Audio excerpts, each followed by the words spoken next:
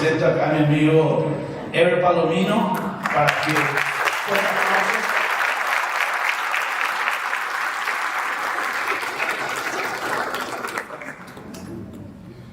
Muy buenas noches para todos. Realmente para mí es un gozo estar aquí en esta noche, en este lugar. Yo recuerdo los albores de la iglesia cuando estaba en construcción, ladrillo pleno, y venir aquí en esta noche y ver este santuario tan lindo es un motivo de gozo. Y les felicito a los miembros de esta congregación por la tenacidad que han tenido de llevar a cabo lo que han soñado por tanto tiempo. Yo quiero dar gracias a la iglesia en la persona de su pastor que tuvo a bien invitarme para estar en estos 3 días con ustedes. Estuve hace algunas semanas atrás en el Chaco dirigiendo un grupo de clínica pastoral por 2 semanas con nuestros hermanos menonitas ahí en el Chaco, y fue toda una experiencia tan interesante poder pasar 2 semanas con ellos, además de hace algunos meses atrás estar con el doctor Campos y con su señora Mirta en Cuba por 2 semanas, trabajando con una iglesia de pastores y líderes allí en la ciudad de Holguín. Es un gozo grande para mí estar en esta noche aquí con ustedes, y el tema que nos avala en esta noche llevar a cabo va a ser sobre desafíos contemporáneos de la iglesia. Yo le dije al pastor hace algunas semanas atrás que prefería trabajar algo en el área que yo manejo como profesor ahí en la Universidad de Gardner-Webb en Carolina del Norte, que es en el área de psicología pastoral, consejería y familia. Así que me perdonan algunos de ustedes que quizá no voy a estar manejando textos bíblicos como quizá pudiera ser la expectativa, pero creo que sí voy a manejar algo que puede ser útil para usted contrastarlo con el texto bíblico que vamos a tener esta noche. Creo que la parte de Filipina está en este área, así que vamos a empezar en esta noche entonces hablando de la iglesia y los desafíos contemporáneos. Muy bien, deseo de ubicarme mejor para...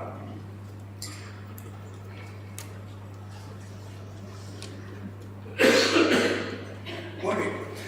Quisiera empezar esta noche manejando un texto del libro de los Proverbios en el Antiguo Testamento, el capítulo 24, versículo 3. Está en 2 versiones, la versión popular, o lenguaje actual, como también la Reina Valera, que quizá casi todos aquí en este lugar conocemos, cuando dice: con sabiduría se edificará la casa y con prudencia se afirmará.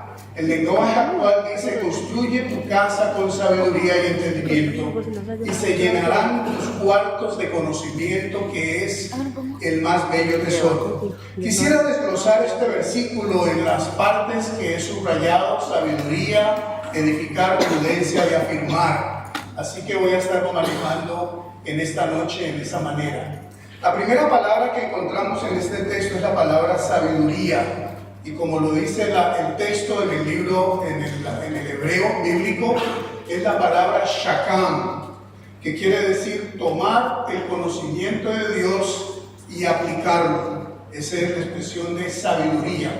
Para nosotros en español tal vez tiene una sola connotación, y es la connotación de alguien que tiene experiencia. En el contexto bíblico, shakam es tomar el conocimiento que tenemos de Dios y aplicarlo en el diario vivir. No así también la palabra sabiduría es de entender que no es lo mismo que inteligencia. Una persona puede ser inteligente, pero no necesariamente sabia.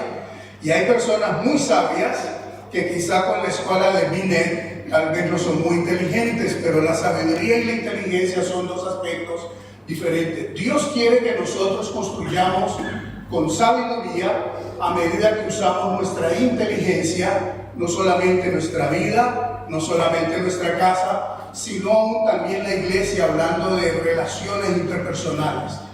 Así que guardemos con nosotros la palabra shakam en el hebreo, que significa conocimiento de Dios y aplicarlo. Muy bien, la segunda expresión de palabra que tenemos en ese texto es la palabra edificar. Y la palabra edificar en este texto es la palabra banach, en el hebreo, que quiere decir delinear, trazar, medir lo que se va a hacer, decidir, convivir, relacionar. Lo que quiere decir que edificar tiene la connotación de tiempo, de dirección, de pausa y de dedicación. Dios quiere que nosotros podamos de igual manera definir y construir nuestra vida, nuestra casa, nuestra iglesia, delineando, trazando, medir lo que vamos a hacer, tomando decisiones y también convivir de una manera sana unos con otros. Esa es la palabra edificar. Tal vez para nosotros en español la palabra edificar tiene la connotación de levantar o expandir. Pero en el hebreo, cada vez que los hebreos hablaban de edificar, estaban hablando en este contexto. Decidir lo que se va a hacer, como también delinear bien lo que se va a trazar. Por eso Dios quiere que nosotros tengamos ese concepto presente para nosotros en lo que vamos a hablar en el día de hoy y en el día de mañana. La otra palabra que tenemos en ese contexto es la palabra prudencia. Y note usted que la expresión prudencia en el hebreo es la palabra binah. Y la palabra binah significa discernimiento entre lo que es saludable y lo que no es saludable. Note usted que no es entre lo bueno y lo malo. Para nosotros es mucho más fácil hablar de la prudencia como esto es bueno y esto es malo. Pero en la connotación del texto es el discernimiento entre lo que es sano, salubridad, y lo que no es sano. Es más fácil enfocarnos entre lo bueno y lo malo que enfocarnos entre lo que es saludable y lo que no es saludable. Hay veces hacemos cosas que son saludables, pero no necesariamente buenas. Y hay veces hay cosas que son saludables y no necesariamente son malas. Así que yo quiero invitarle a que a medida que vamos hablando usted pueda ir pensando en el tema que nos aqueja, nos toma en esta noche, que la prudencia en el contexto bíblico es el discernimiento entre lo que es sano y lo que no es sano. ¿Cuántas cosas nosotros hacemos que no necesariamente son sanas, pero que no necesariamente son necesarias? El apóstol Pablo entendía muy bien esto cuando él decía: a mí todo me es lícito hacer, pero no todo me conviene hacerlo. Y es básicamente él como hebreo pensaba en esta connotación: lo sano y lo que no es sano. Discernir entre aquello que construye y edifica y aquello que hace daño, es decir, que no me produce salud. Dios de la misma manera quiere que seamos prudentes en nuestra vida, en nuestra casa, en la iglesia y en las relaciones de unos con otros. Poco a poco vamos entrando en aguas más profundas, ¿no es cierto? Porque muchas veces podemos ser sanos, pero no necesariamente somos prudentes. Hay algo más en este versículo que podemos mirar en el contexto, y es la palabra afirmar. Después vamos a ir al contexto de todo el versículo. Cuando la expresión afirmar es hacerse fuerte, hacerse estable, hacerse duradero, y da la connotación de una obra que está concluida o una obra que es firme. Así que cuando ponemos todo el texto en nuestro tema en esta noche, podemos ver algo muy interesante si podemos mirar en la pantalla.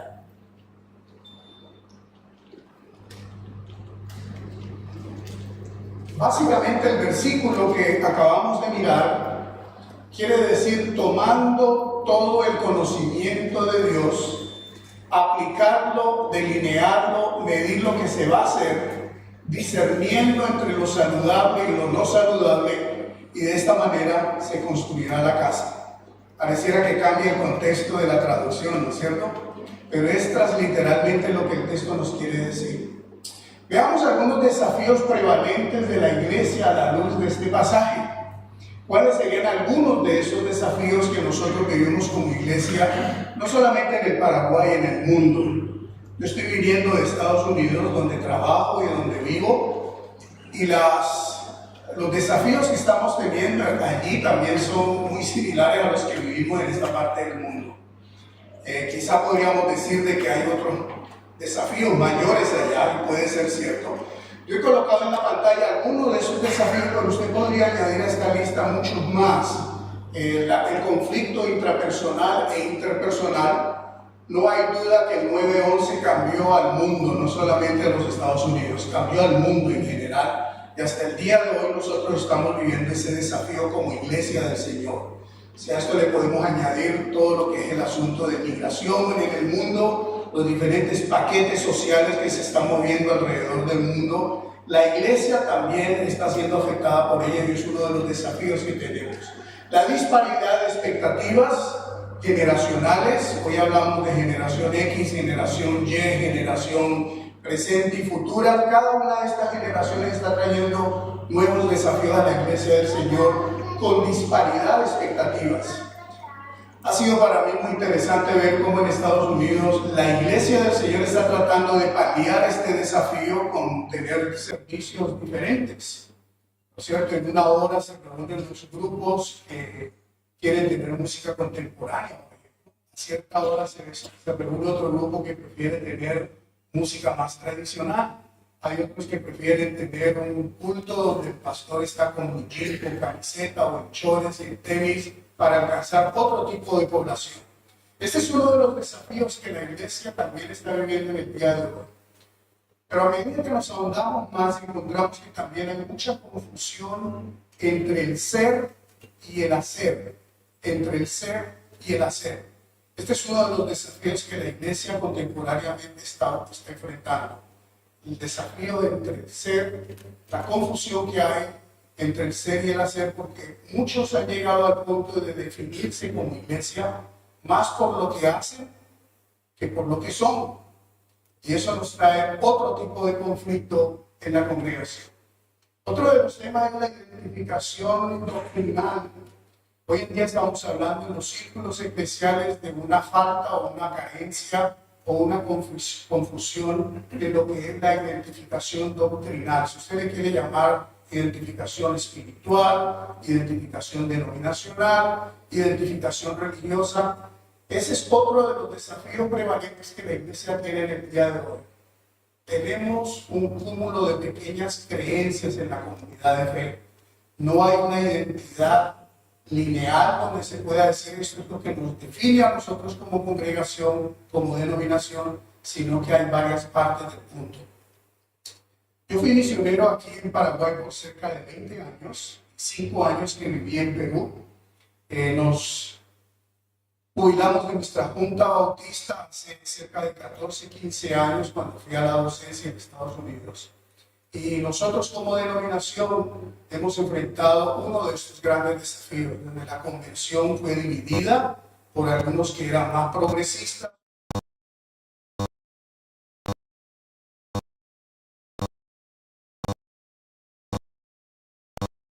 Estoy diciendo en este momento, ese tipo de confusión o identidad doctrinal que evade a unos, incluye a otros y separa a muchos. ¿Cómo nosotros como iglesia estamos viviendo esa realidad? Déjeme decirle que cuando hablamos de denominaciones hablamos de números grandes, pero esos números grandes no se pueden contar si no tenemos iglesias locales como esta, la de ustedes aquí. Así que es bueno para nosotros reflexionar y pensar cómo ese desafío de identificación doctrinal nos toca a cada uno de nosotros. Yo soy hijo de un pastor bautista, soy nieto de un pastor bautista, crecí en un hogar bautista. Bueno, hasta ahí vamos a dejar. Pero algo muy interesante fue ver la teología de mi abuelo, ver la teología de mi padre y ver mi propia teología. Como en 3 diferentes generaciones, cada una de nuestras generaciones ha tenido desafíos diferentes. Y aquí en esta congregación donde estamos en esta noche, hay diferentes grupos de edad y hay diferentes grupos con diferentes posturas teológicas. Entiéndame que no estoy tratando de decir de que debe haber una sola postura teológica, pero de qué manera podemos ser flexibles en lo que nos puede unir y tal vez mucho más flexible en lo que nos puede separar y aún así guardar nuestra hegemonía como pueblo de Dios. Este es uno de los desafíos que las nuevas generaciones nos están empujando, aquellos que somos un poco más veteranos. Las nuevas generaciones están empujando a decir, ¿y por qué? en lugar del cómo, nos hacen las preguntas del ¿y por qué? El desafío es si nosotros, los más veteranos, podemos ser flexibles lo suficientemente y compasivos de voltear y poder decir, no conozco el por qué, pero sí el cómo. Y quiero compartirte el cómo. Y tal vez las preguntas del por qué las podemos dialogar. Esto es algo crucial de lo que estamos viviendo no solamente en América Latina, sino en el norte también. Cuando nuevas generaciones, especialmente profesionales, en Estados Unidos estamos teniendo un fenómeno que los médicos, enfermeras, ingenieros, abogados están copando las escuelas teológicas. Ellos quieren venir a estudiar la Biblia porque quieren hacer la diferencia en el mundo contemporáneo donde ellos están. Algunos de ellos están dejando el hospital, la escuela de medicina porque quieren formarse teológicamente. En la universidad donde yo estoy tengo 2 médicas que están estudiando teología. Y una de las preguntas que le hacíamos era ¿por qué está dejando el hospital y por qué está dejando la clínica para venir a estudiar teología? Es precisamente eso. Quieren confrontar el compromiso y el desafío de mover la iglesia hacia el desafío del por qué, en lugar de solamente quedarse como el cómo. ¿Cómo hemos creído y cómo hemos crecido en este tiempo? ¿Y por qué ha sido esto? ¿Cómo podemos avanzar más? Otro de los desafíos es la misión y la visión de la iglesia, tanto personal como eclesial. Si la iglesia tiene una visión, por supuesto que cuando hablamos de la misión la llevamos a Mateo capítulo 28, donde nos dice, vayan por todo el mundo y hagan discípulos, etc. Y conocemos esto como la misión de la iglesia. Pero ¿qué cuando tenemos que traducir la misión de la iglesia y la visión de manera personal? ¿Qué incluye cada persona dentro de la comunidad de fe? Estamos tomando el tiempo y el espacio para escuchar a las personas en su visión y en su misión. Esto es algo que nos puede desafiar también a buscar nuevos horizontes como comunidad de fe. Otra de las áreas es el ministrar diferentes tipos de familia. No me voy a detener allí porque en la siguiente sección voy a estar manejando esta área. Otro de los desafíos son el desafío de las redes sociales. Todos nosotros sabemos de que este es uno de los desafíos que la iglesia maneja muy, pero muy profundamente. Yo creo que COVID fue uno de las cosas que desafió a la iglesia a entrar más de lleno en esta área, las redes sociales. Yo sé que en Paraguay, como en casi todas partes del mundo, la iglesia se vio abocada a ir a las redes sociales durante el tiempo de COVID. Estábamos hibernando como iglesia, como comunidad, como sociedad, y las iglesias vieron la necesidad de transmitir los servicios a través de las redes sociales. El pastor lo hacía desde su casa, algunos iban al templo para guardar la compostura de la adoración, y la gente desde sus casas podían seguir la palabra del Señor. No así, las redes sociales siguen siendo un desafío para nosotros como iglesia del Señor. ¿Cómo la iglesia se envuelve en este desafío? ¿Qué participación la iglesia tiene en este desafío? Somos bombardeados de diferentes maneras, pero ¿cómo la iglesia responde a ese bombardeo que hacen las redes sociales? Otra de las áreas es el liderazgo, donde se habla de liderazgo versus habilidades versus dones espirituales.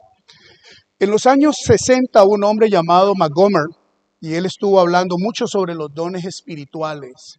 ¿No es cierto? Salieron tests, exámenes para conocer tus dones espirituales, etc. Hoy en día esto sigue siendo un desafío. Estamos sirviendo más por capacidad, solo por capacidad, o porque realmente tenemos un llamado a ciertas áreas de servicio. Hay veces, por ejemplo, y yo espero no equivocarme, en el grupo de los niños colocamos a un adulto que quizá es profesor o es maestro en la escuela, y le decimos, usted tiene experiencia con niños, así que enséñale a nuestros niños en la iglesia. Bueno, él tal vez puede ser un maestro o un profesor por formación y por profesionalismo, pero no necesariamente quiere decir que hay un don presente para dirigir a las criaturas de nuestra congregación. Esto sigue todavía siendo un desafío para nosotros entre el liderazgo, los dones espirituales y las habilidades espirituales. Es algo para nosotros pensar como congregación cómo manejamos estas realidades nosotros también. Otra de las áreas es la toma de decisiones.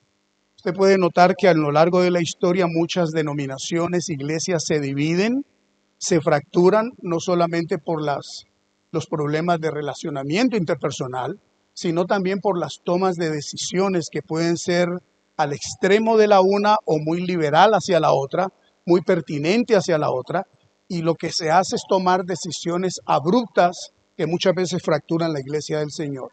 Ese es otro de los desafíos que la iglesia vive en el día de hoy. La última es quizá una de las que más me gusta a mí manejar, y es una hermenéutica saludable. Hoy en día nosotros tenemos de todo como en botica en la iglesia del Señor. Tenemos iglesias que van de un extremo a otro extremo, y en medio de la línea encontramos diferentes facciones. Yo no creo que el punto sea en que hayan diferentes tipos de posturas teológicas. Yo creo que el desafío para nosotros como iglesia del Señor es si la hermenéutica que se maneja en cada una de estas áreas es una hermenéutica, una interpretación saludable. Porque la hermenéutica es el arte de interpretar la palabra de Dios. Yo creo que en nuestra América Latina, en todo el proceso histórico que nosotros hemos vivido desde el encuentro de los dos mundos o la colonización y descubrimiento, como se le llamó, hemos vivido como pueblo evangélico esta realidad, la carencia de una hermenéutica que sea saludable. Hemos vivido el desafío de tener una hermenéutica muy reducida, a un punto tal que tenemos posturas muy reduccionistas, donde no tenemos la apertura para mirar el texto en su contexto, y si miramos el texto dentro del contexto, hay veces lo usamos para nuestro propio pretexto. Y eso hace que nuestro trabajo de alcance a la comunidad sea un alcance muy reducido, muy limitado. Este es uno de los desafíos que la iglesia necesita mirar con mucho cuidado. Necesitamos prestarle mucha atención en nuestras formaciones teológicas, en nuestras instituciones teológicas. ¿Qué papel juegan nuestras instituciones de formación teológica en la formación de nuestros candidatos? Es un lugar donde la hermenéutica le damos el espacio necesario para tener mensajes saludables a la iglesia y a la comunidad de fe.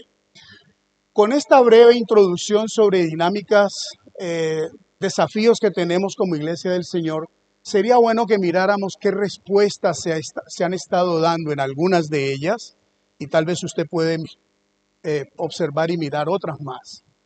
Una de las dinámicas de respuesta que he podido observar a través de los años, no solamente el haber servido como misionero, no solamente al ser educador en el día de hoy en una universidad con estudiantes de diferentes disciplinas, es que la iglesia ha llegado a un punto de entender los desafíos como una oportunidad de activismo.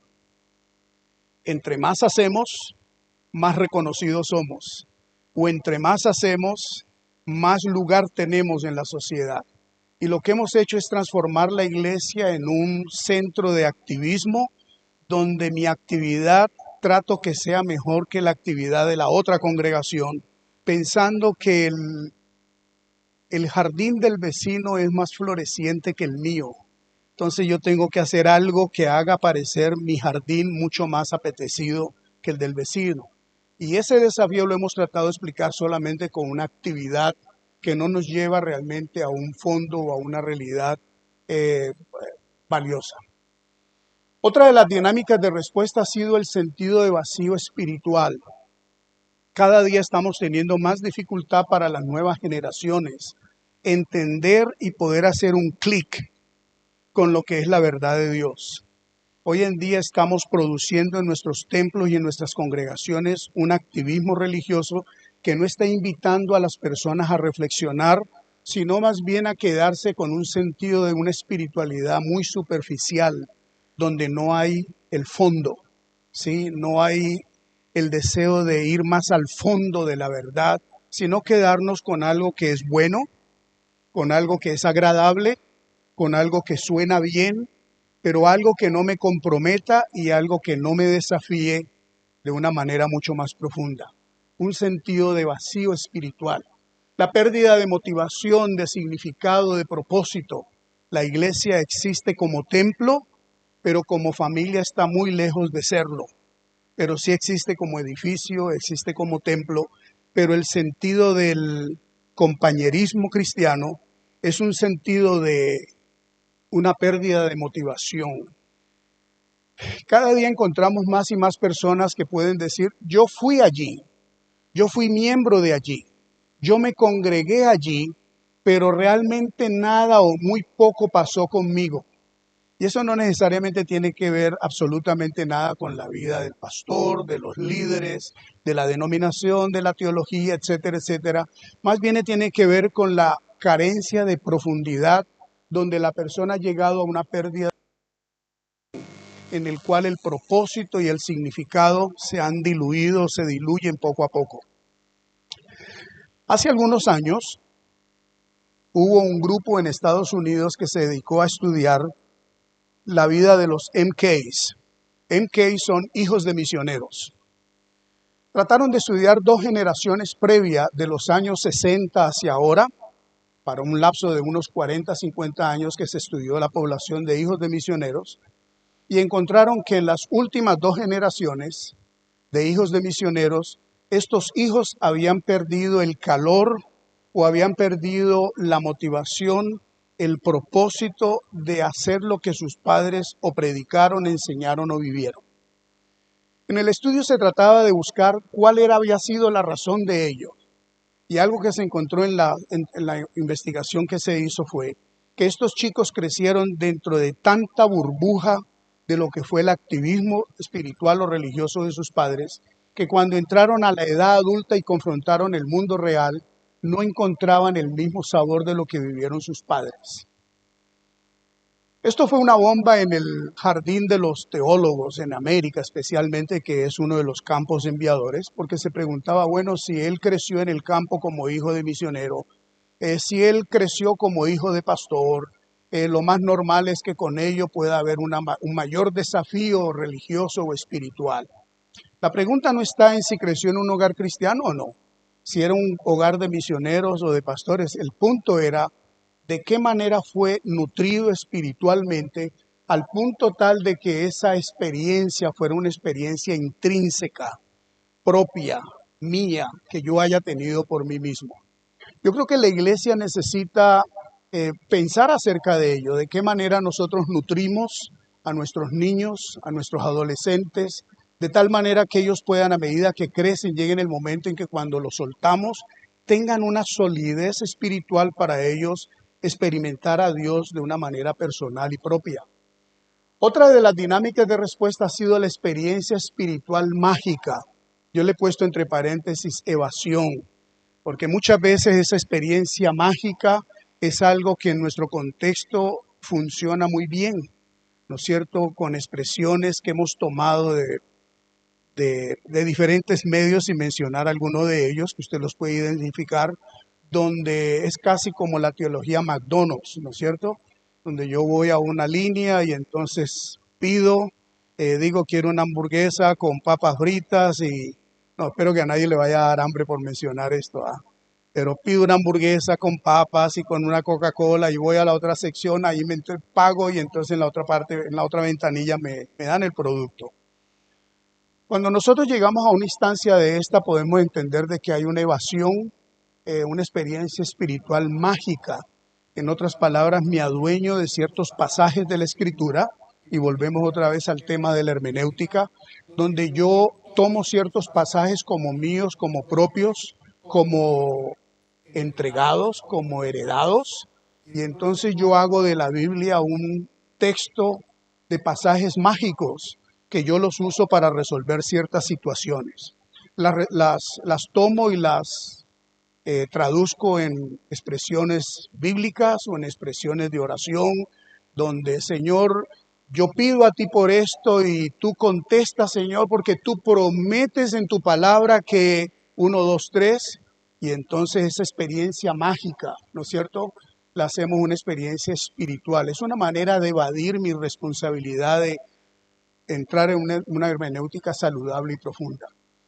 Otra de las dinámicas de respuesta es la pérdida de dirección, de visión, de propósito. Yo hablaba con el doctor Guillermo hace un rato de este pasaje específicamente en el libro de Lucas, en el capítulo 9.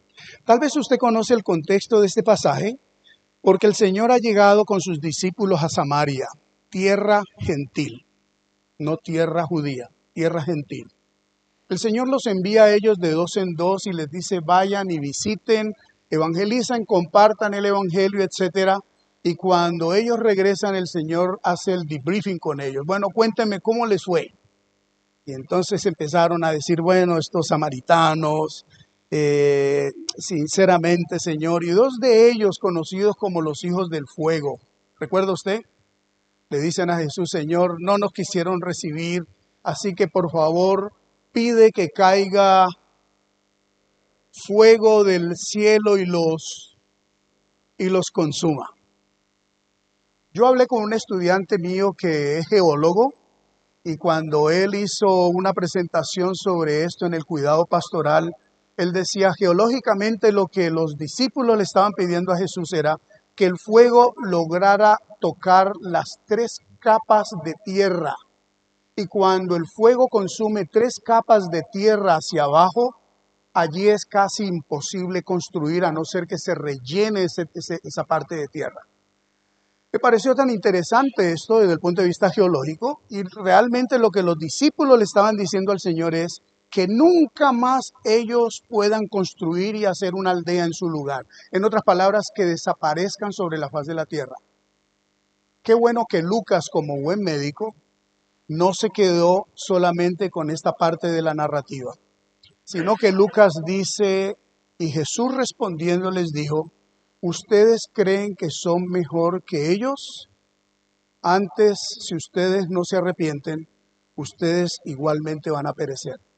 Yo creo que nosotros en el día de hoy como iglesia del Señor necesitamos retomar el texto bíblico y no hacerlo mágico, pero sí necesitamos leer la palabra y mirar si hemos perdido dirección y visión de lo que es nuestro lugar o nuestra misión en este mundo.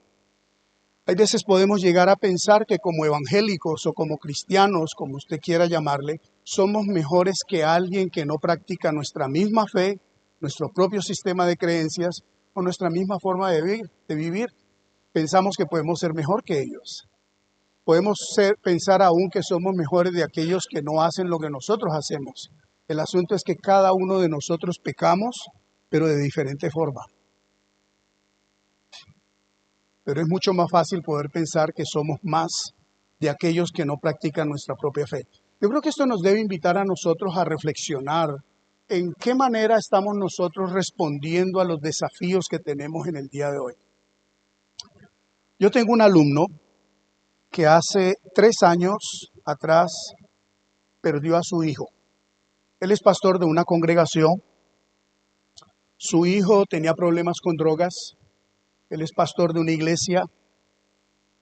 Y su hijo estuvo envuelto en drogas por mucho tiempo, desde los 14 o 15 años. Él es un ingeniero por profesión y ha sido pastor por cerca de 10 años. Su hijo se casó con una agente de policía, de antinarcóticos. Interesante la relación, ¿no es cierto? Bueno, aquí tenemos a un médico casado con una médica, así que pues, bueno, el caso es que él se casa con una agente que era especialista en cuestiones de antidrogas y esto, y fue una historia muy interesante. Ella tomaba droga de aquellas personas que eran narcotraficantes, la daba a su esposo y su esposo iba y la vendía en otra sección de la ciudad. Parece que los grupos a los cuales ella le quitaba la droga se dieron cuenta del triángulo que había en la negociación, tomaron al esposo y él hace 3 años está desaparecido. Ha sido una situación muy triste para él. Cuando me senté con él y él me contó su historia, su esposa estuvo procesada porque tenían que investigarla a ver qué había pasado. A la final ella quedó libre. Hace 1 año y algo ella se volvió a casar con alguien más.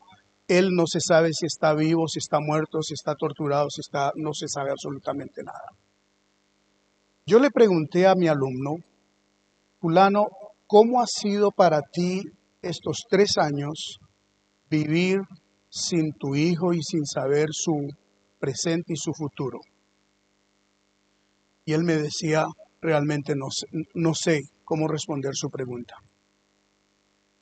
Yo le llevé el año pasado a Cuba con nosotros en el viaje que hacemos de la universidad y él hizo un tremendo trabajo ahí en Cuba. Y una de las noches que él predicó en un grupo de jóvenes, de más de 1000 jóvenes presentes, muchos de estos jóvenes, él contó la historia de su hijo y les dijo, mi hijo puede tener la edad de muchos de ustedes. Y muchos de estos jóvenes aceptaron o reconciliaron su vida con el Señor en esta noche. Al terminar la sección de esta noche, me fui con él a un lugar para tomar un café. Yo le pregunté de nuevo, ¿cómo la desaparición de tu hijo ha cambiado tu vida? Y me dice, me dio una nueva dirección, me dio una nueva visión, me dio un nuevo propósito. Yo le pregunté, ¿podrías compartirme un poco de qué manera? Dice, antes yo tenía todas las respuestas a las preguntas que nadie había hecho. De esa manera la situación de mi hijo me cambió. Yo como pastor tenía respuestas para todos y para los problemas de todos. Y la que no me sabía, la que no contestaba era porque no me la sabía aún. Pero yo tenía respuestas para todos. Y yo abría la Biblia y buscaba textos de la Biblia y respondía todas las preguntas con textos bíblicos. Pero cuando mi hijo desapareció, yo empecé a preguntar el por qué, y lo único que encontré fue el silencio de Dios. Bueno, podría gastar toda la noche aquí hablándoles de lo que yo pude conversar con él, pero eso me invitó a reflexionar. ¿Cuántas veces como iglesia hemos querido tener respuestas para la gente pensando que nuestra misión es tener respuestas para la gente?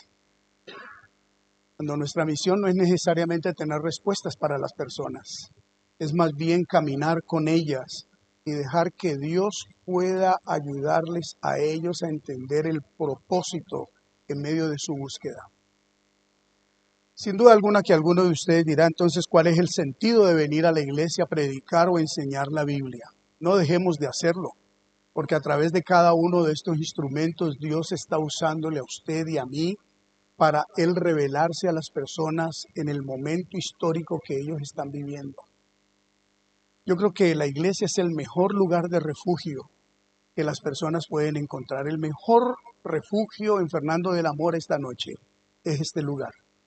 Este lugar donde hay gente que ha tenido o tiene aún experiencias de vida que quizá no las han resuelto todas, pero que tienen la posibilidad de buscar en Dios la respuesta a cómo vivir cada día a pesar de. Es interesante que la iglesia en otra de las dinámicas de respuesta se torna reactiva de manera integral. En otras palabras, reaccionamos de manera emocional, de manera espiritual, de manera cognitiva. Nos tornamos reactivos porque es nuestra propia ansiedad. A mí me llama tanto la atención y veo aquí esta noche a mi médico que me trató hace algunos meses atrás cuando llegué a la emergencia del hospital y me tenía que dar una inyección que yo decía, ay Señor, otra vez otro chuzo más. No te preocupes, vas a estar bien. Él me hablaba de cómo yo iba a estar después, pero no me decía cómo iba a ser el puyazo, ¿sí? Y sí, hay veces pasamos por momentos dolorosos en la vida y no podemos resolver el dolor de alguien, pero sí podemos caminar con él. Sí podemos pedirle a Dios que se revele a él o a ella o a ellos en su experiencia para que ellos puedan crecer en esa realidad. Note usted algo muy interesante y es que la reactividad le toma a Dios la posibilidad de Él actuar en la vida de las personas. La palabra de Dios nos dice, todo hombre sea presto para escuchar y tardo para hablar. Hay veces nosotros hemos cambiado ese texto a nuestra propia manera y somos más prontos para hablar y somos tardos para escuchar. Pero hay veces esa reactividad lo que hace es quitarle a Dios la posibilidad de actuar en la vida de las personas. Y nosotros muchas veces como dinámica de respuesta, lo que nos tornamos es reactivos hasta con la misma palabra de Dios.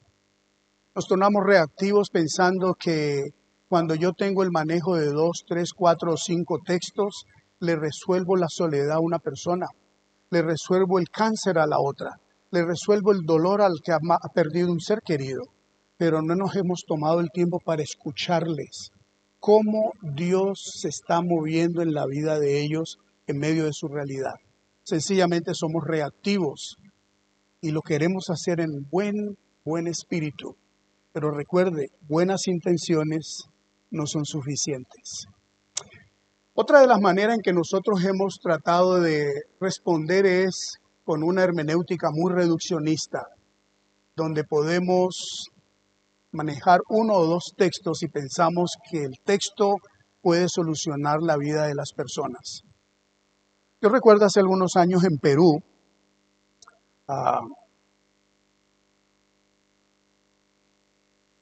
vivíamos con mi señora y mi familia en la ciudad de Trujillo, Perú.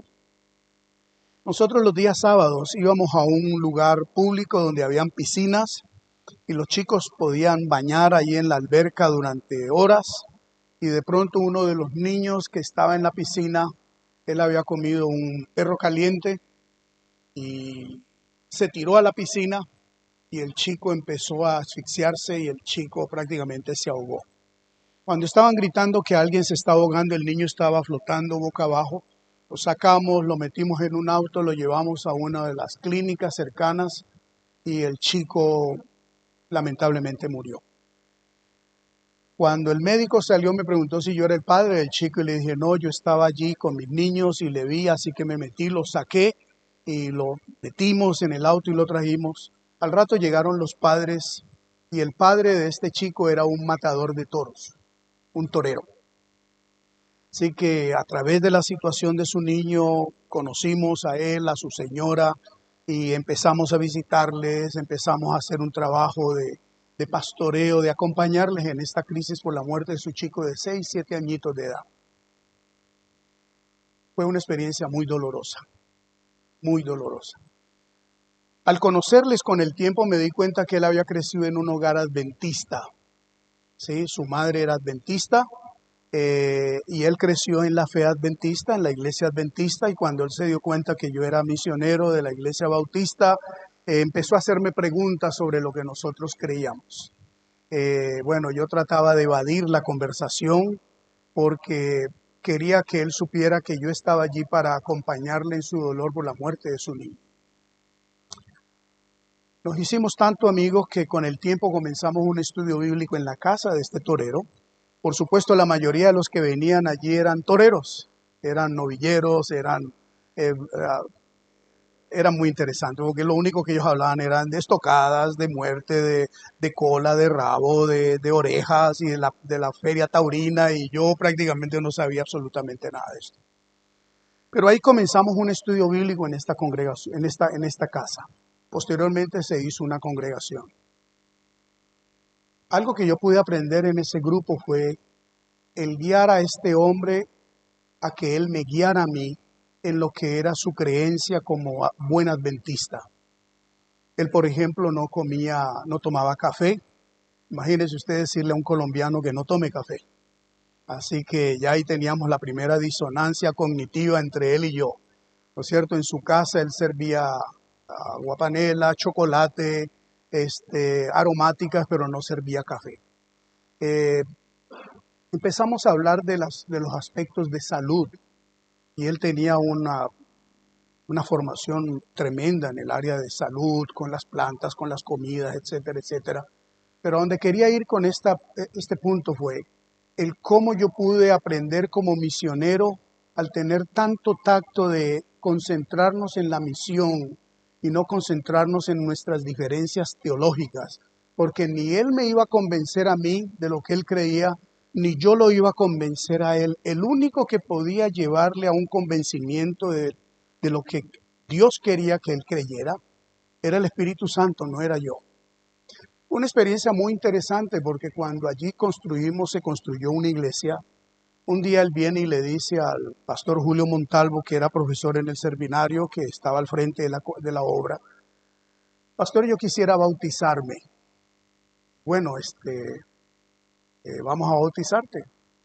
Y dice, pero sabe que yo en la iglesia, cuando era chico, a mí me bautizaron. Y el pastor muy sabiamente le preguntó, ¿y tú quisieras volverte a bautizar?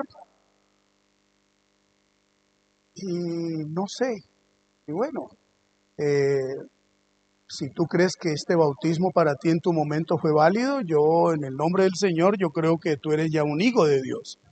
Dice, no, pero a mí me bautizaron por aspersión. Y cuando yo leo a Jesús que descendió a las aguas, yo quisiera también descender a las aguas como Jesús descendió. Y el pastor Montalvo, que era profesor del Nuevo Testamento en el seminario donde trabajaba yo con él, le hizo esta pregunta, Manolo, ¿y qué te hace pensar a vos que el descender al agua quería decir que era por inmersión? ¿De dónde tú has sacado que bajar al agua? Y él dice, no sé, pero si Jesús descendió, yo quiero descender. Entonces el pastor le dijo, entonces descendamos. Fue una experiencia de un diálogo tan, pero tan sencillo, que me hace pensar a mí de cuánto nosotros necesitamos mirar a nuestra hermenéutica, cómo nosotros estamos mirando la palabra y cómo la estamos sirviendo a las personas, invitarles a reflexionar sobre lo que Dios quiere decirles a ellos o a ellas. Muy bien, seguidamente yo creo que después de las dinámicas de respuesta, hay algo que a nosotros nos puede ayudar y fue lo que mencioné en la primera instancia. Cuando nosotros tenemos desafíos en la iglesia, uno de los desafíos son las familias que componen la iglesia del Señor. Yo espero de que esta sección nos pueda ayudar a todos nosotros a reflexionar sobre ello, porque nos puede invitar a pensar un poco en cómo redireccionar nuestra visión y nuestra misión en el lugar donde Dios nos ha puesto. Tenemos diferentes tipos de familias en el día de hoy. El cómo se orientan las familias ha sido motivo de mucha discusión. Algunas se orientan como familias saludables. Recuerda el texto que hablábamos hace algún rato. Lo saludable y lo no saludable, no entre buenas y malas. No hay familias malas. No hay padres malos. Ellos no saben cómo ser buenos. Pero las familias se orientan como familias saludables y familias no saludables. ¿Qué nos indica esto? Vamos a mirarlo rápidamente. Cuando hablamos de una familia saludable, yo le he colocado ahí 7 distractores, que usted puede añadir muchos más a ellos. Las familias saludables supuestamente dan seguridad y estabilidad, proveen necesidades básicas, proveen cuidado emocional, proveen orientación integral, proveen parámetros, orientación existencial, ahí viene la parte espiritual, proveen motivación y estímulo. La pregunta para nosotros es, ¿cómo esta familia es y cómo esta familia hace iglesia?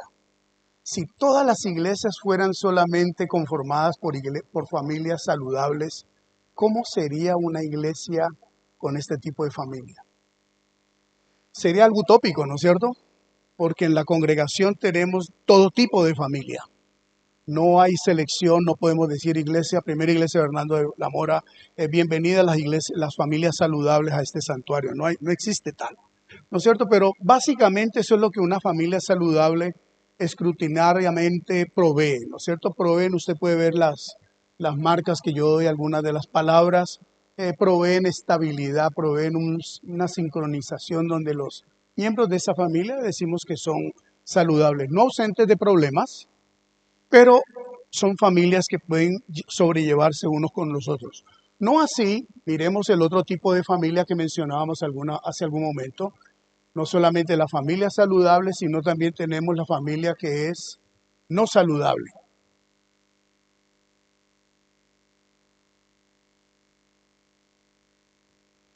Y esta familia no saludable, también estoy proveyéndole algunos distractores, se orientan por la rigidez, por la negación, la vergüenza, el aislamiento, inestabilidad, generan inseguridad, culpa, ansiedad, temor, se orientan por dobles mensajes, distorsionan el sentido de la fe o de la existencialidad.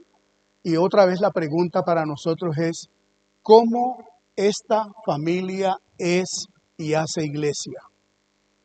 Decimos lo mismo que la anterior. Si la iglesia estuviera conformada solamente por este tipo de familia, ¿cómo sería esta iglesia funcionando? El asunto es que no tenemos ni la una ni la otra, tenemos la conjugación de ambas.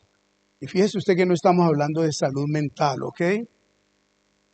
Congregaciones donde hay problemas de salud mental, estamos dejándolo a un lado o los incluimos en las personas o en las familias no saludables. Cuando vemos estos dos tipos de familia, la familia saludable y no saludable, el desafío para nosotros como uno de los desafíos contemporáneos es cómo nosotros hacemos y somos iglesia. ¿Cómo somos iglesia? Si fíjese usted que aquí no podemos decir los hermanos saludables siéntense acá y las familias no saludables siéntense acá. No existe tal.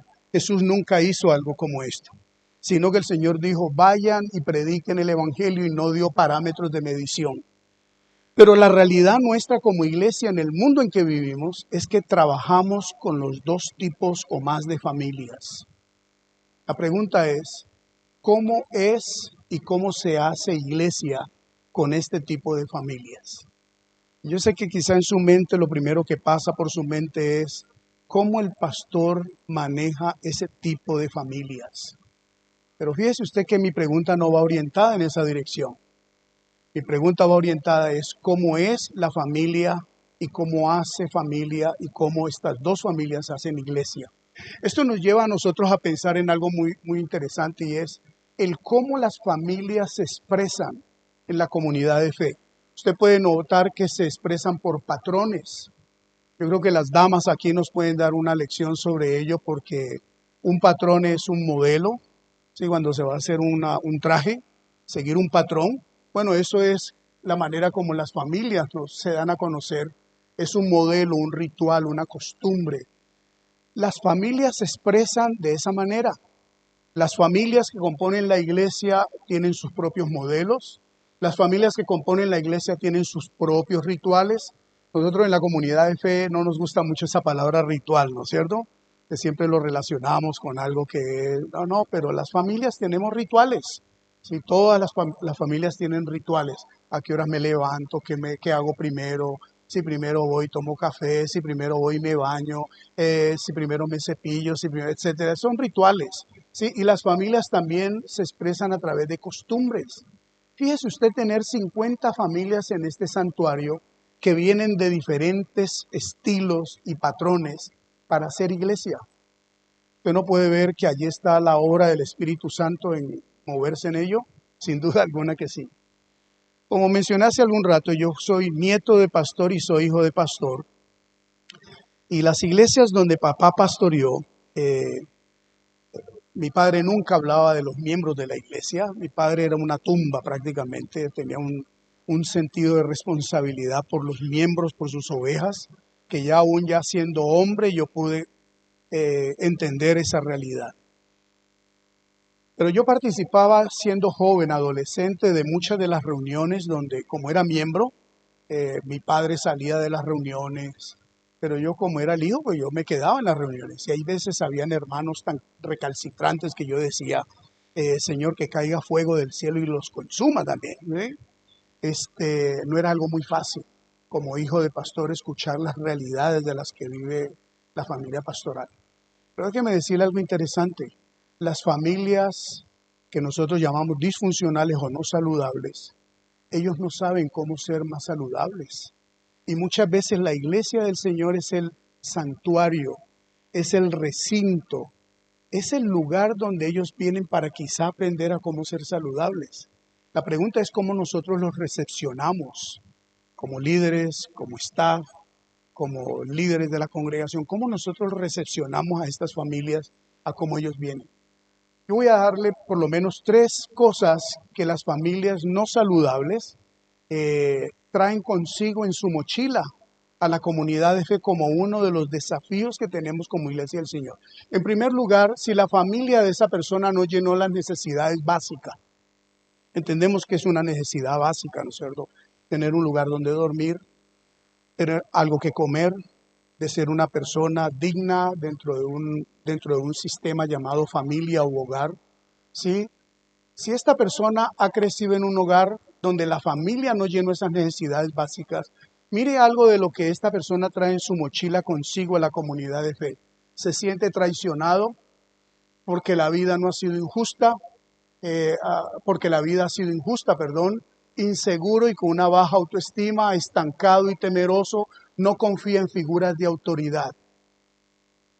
¿Usted cree que las personas que llegan a la comunidad de fe que generan problemas, que no son problemas, son desafíos, lo hacen porque ellos lo quieren hacer? No. Ellos vienen de un sistema donde para ellos esto es normal. Ellos se sienten traicionados porque la vida a ellos les faltó algo. Y bueno, en nuestra congregación nosotros somos una congregación de clase media, somos profesionales, etcétera, etcétera. ¿Usted cree que la disfunción solamente es en las bases de la pirámide? No. Tiene en todo el rango de la pirámide. Solo que las realidades de aquí no son las mismas de acá y no son las mismas de acá. Pero las búsquedas son iguales. Yo aquí en el Paraguay, por los 20 años que viví, Dios me dio el privilegio de trabajar con diferentes tipos de familias. Yo fui consejero de 3 presidentes de este país y sus familias. Y poder conocer realidades de senadores, de políticos, que usted diría, tal vez a esta persona no le hace falta nada. Sí, sí le falta mucho, créalo que sí. Porque hay una realidad y es que cuando las familias no llenan necesidades básicas, y lo básico no solamente es tener pan y donde dormir, muchos de ellos tienen abundancia de pan y lugar donde dormir, pero carecen de la afectividad de pertenencia, y esa es otra necesidad que se refleja en disfunción. Cuando estas familias llegan a la comunidad de fe, la pregunta es, ¿cómo nosotros los recepcionamos para que ellos sean parte de este lugar llamado familia? Por otro lugar, si los padres no fueron modelos saludables, ¿sí? La persona se siente abrumada ante los problemas, quiere las cosas a su manera, ansioso y preocupado, temeroso a fallar, desea quien le cuide y entienda.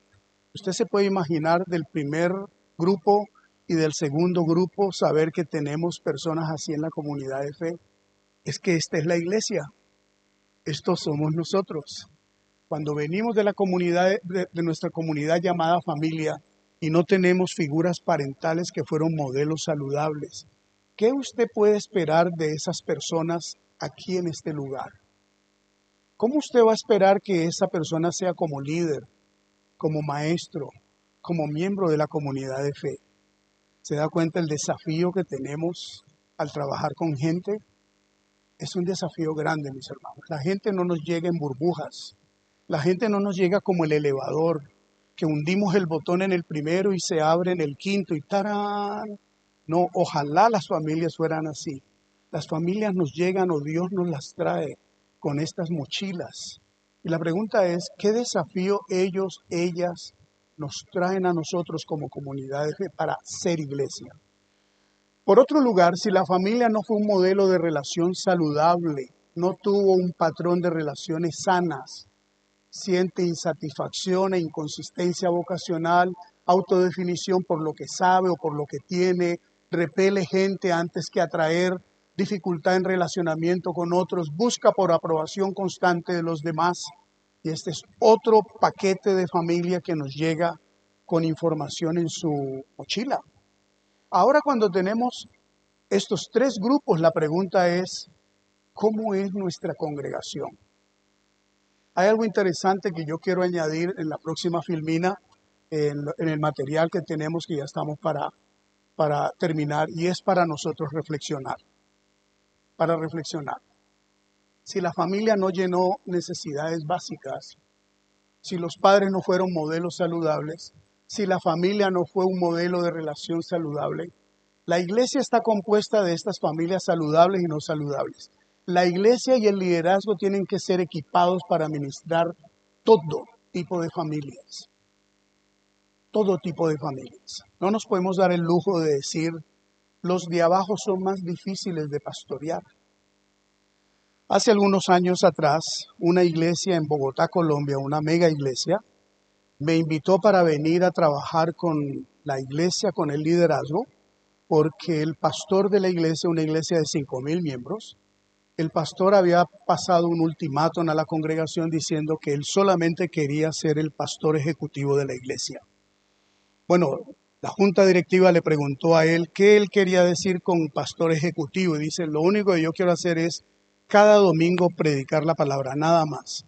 No me pidan funerales, no me pidan hacer bodas, no me pidan visitar al hospital, visitar enfermos. Solamente cada domingo yo quiero predicar, quiero ser el pastor ejecutivo y que otros pastores se encarguen de esas otras cosas.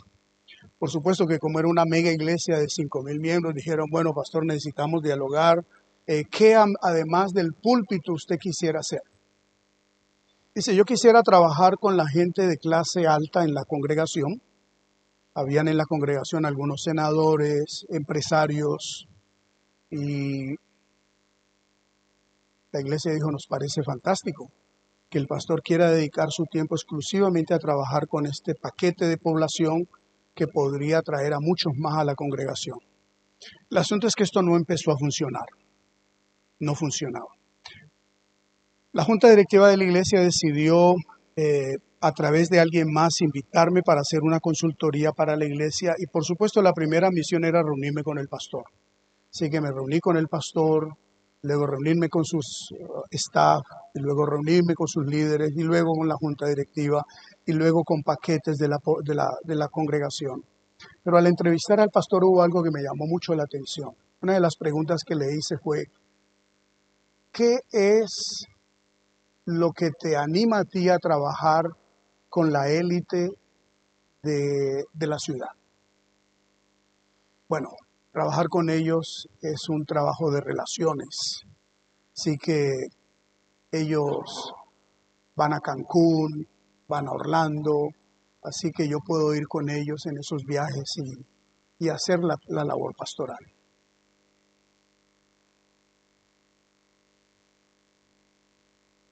Después de una semana yo tenía que reunirme con la junta directiva de la congregación que tenía un abogado y presentar un informe a la junta directiva. Traté de ser lo más pastoral posible, después de discutir las respuestas con el pastor y decirle, esto es lo que yo voy a presentar como informe a la junta directiva, yo quiero que usted lo lea y si hay algo que no está claro, por favor, déjeme saber. Y él dijo, no, esto es realmente lo que yo quiero y creo que debo hacer. Por supuesto que la junta directiva preparó un documento legal y el pastor fue despedido de la congregación.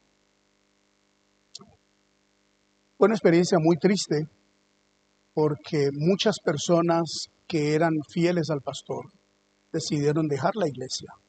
La iglesia prácticamente se fraccionó. Hoy en día es una congregación con un gran edificio donde no se llena ni un tercio de la capacidad de esa congregación. La pregunta que queda es, ¿dónde estaba la misión y la visión de esta comunidad de fe? La pregunta que nos queda a nosotros es, ¿cómo nosotros ministramos a todo este tipo de diferentes congregaciones en la congregación? Hay algunos desafíos contemporáneos para nosotros actuar. En primer lugar, identifique cuáles son los desafíos de la primera iglesia bautista de Fernando de la Mora. Yo quisiera animarle y desafiarle a todos. Yo no sé quién es de aquí ni quién es de allá, pero mi primer desafío es identifique cuáles son los desafíos que ustedes como comunidad eclesial viven. Yo creo que ese sería un buen punto de partida. En segundo lugar, cómo la iglesia está respondiendo en el momento a estos desafíos. ¿Cómo ustedes están respondiendo a este desafío que Dios les está dando acá? ¿Cómo la iglesia está dando cuidado pastoral a las diferentes dinámicas familiares e individuales? Y finalmente recordar que con sabiduría se edificará la casa y con prudencia se afirmará. No es muy fácil la labor que tenemos como comunidad de fe. No es fácil la labor que tenemos. Pero sí es un desafío que la comunidad y la sociedad nos está poniendo a la entrada de nuestros portales. ¿Quieren ustedes ser presencia en este lugar ¿por qué no nos estudian como comunidad así como nosotros los estudiamos a ustedes? Nosotros como iglesia estamos en la mira de la sociedad para saber qué hacemos y qué dejamos de hacer. Pero sí tenemos mucho que hacer si lo podemos hacer de una manera ordenada y de una manera específica y con alternativas viables. Si es posible hacer iglesia. Déjenme terminar con esta ilustración. Había un anciano en un pueblo que todos los días al ponerse el ocaso del sol, él iba al parque para ver el sol cuando se ocultaba. Una tarde en particular caminó, se sentó en uno de los bancos del parque y súbitamente una figura siniestra se sentó a su lado. Y el anciano vio que era la muerte. Y le dijo: muerte, si tú ya vienes por mí, yo ya estoy listo para partir. Ya viví lo que tenía que vivir. La muerte le respondió y le dijo: no, yo no vengo por ti, yo solamente voy de paso, porque en el siguiente pueblo 50 personas van a morir hoy. Y la muerte se enrolló en su capa y desapareció. Al día siguiente, el anciano, como de costumbre, caminó por el parque y leyó en los titulares de los diarios que en el pueblo vecino habían muerto 100 personas. El anciano se sentó como de costumbre, tomó su bastón y empezó a golpear el suelo, y súbitamente una figura siniestra se sentó a su lado. El anciano le miró y descubrió que era la muerte. Y le miró con soslayo, con ironía, con sarcasmo y le dijo: muerte, tú eres mentirosa, me mentiste. Y la muerte le dijo: yo no te mentí, yo te dije la verdad. No, no me dijiste la verdad. Ayer me dijiste que 50 personas en el pueblo vecino iban a morir y los diarios dicen que no fueron 50 sino 100. Me mentiste. Y la muerte le respondió: yo no te mentí, yo te dije la verdad. 50 personas iban a morir. A las otras 50 las mató el miedo. Y sabe usted que el miedo es aquello que muchas veces nos impide, como familia de Dios, el atrevernos a hacer una diferencia con el ser y pensar que el hacer viene como un resultado, pero no es lo primario, es lo que viene como resultado del ser. Que Dios les bendiga a cada uno de ustedes en este gran desafío que tienen como iglesia en este lugar, de hacer de los sueños del Señor en sus vidas una realidad. Que el Señor les bendiga y muchas gracias por su tiempo.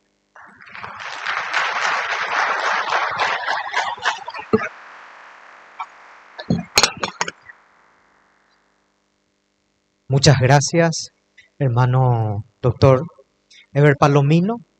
Creo que fue una noche muy provechosa, muy edificante. Siempre creemos que algo nos toca, algo queda, y damos gracias a Dios por ello. Queridos hermanos, amigos, mañana les esperamos para nuestra segunda noche. Mañana dividimos en dos partes. Iniciamos a las 18:30.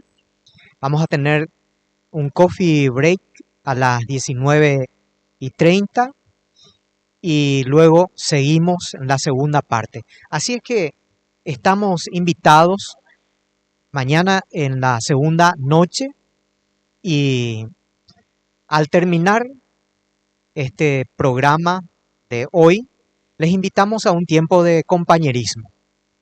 Así es que a todas las familias saludables les ruego que se pongan de pie. Vamos a terminar esta noche con una oración.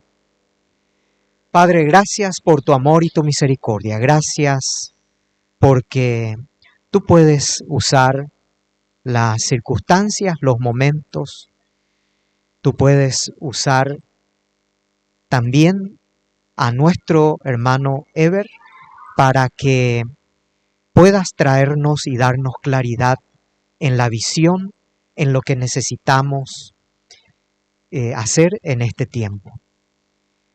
Que tú nos bendigas, nos acompañes, nos cuides, oh Dios, en el resto de esta noche. Bendice los alimentos. En el nombre de Jesús. Amén. Buenas noches, queridos hermanos.